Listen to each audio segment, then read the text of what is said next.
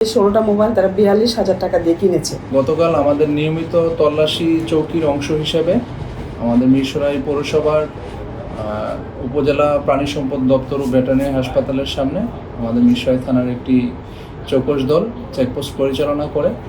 Checkpost পরিচালনাকালে ঢাকাগামী একটি বাসে তারা চেকপোস্ট পরিচালনার সময় একজন লোকের কাছে একটি ব্যাগে 16টি মোবাইল দেখতে পায়।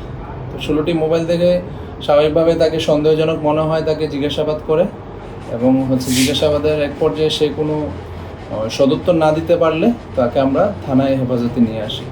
তো থানায় হেফাজতে এনে তাকে অধিকতর জিজ্ঞাসাবাদ করাকালে সে এক পর্যায়ে স্বীকার করে যে সে চট্টগ্রাম মেট্রোপলিটন এলাকার বিভিন্ন স্থান থেকে এই মোবাইলগুলো ছিনতাই করে। সে মূলত একটি চোরাই মোবাইল ছিনতাই এবং ক্রয় বিক্রয় সিন্ডিকেটের সদস্য। আমাদের পবিত্র ঈদে মিলাদুন্নবী উপলক্ষে বিভিন্ন জমায়েত হয়েছিল, সেই জমায়েত থেকেই সেই মোবাইলগুলো পিক করে বলে আমি ধারণা করছি। ভিটামিন ই ও সি সিরাম 8টি প্রাকৃতিক অয়েল সমৃদ্ধ লিলি সিরাম অয়েল, যা চুল পড়া কমায় মাত্র 30 দিনে।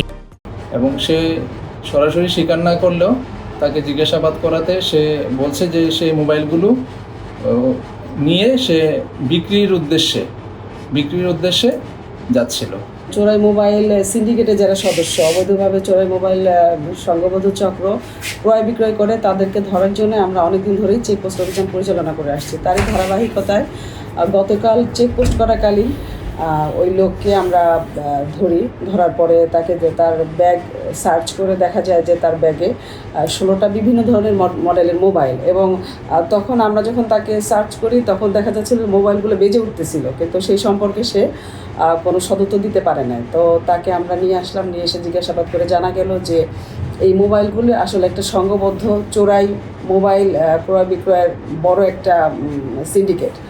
তো তারা একসাথে এই মোবাইলগুলি বিভিন্নভাবে তারা কাজ করে। এই মোবাইলে কেউ এই মোবাইলগুলো হয় ছিনতাই করে বা চুরি করে, এই মোবাইলগুলো একসাথে করে তারা তখন এটা নিয়ে কম দামে আমরা তাকে জিজ্ঞাসাবাদ করে জানতে পারি যে 16টা মোবাইল তারা 42,000 টাকা দিয়ে কিনেছে।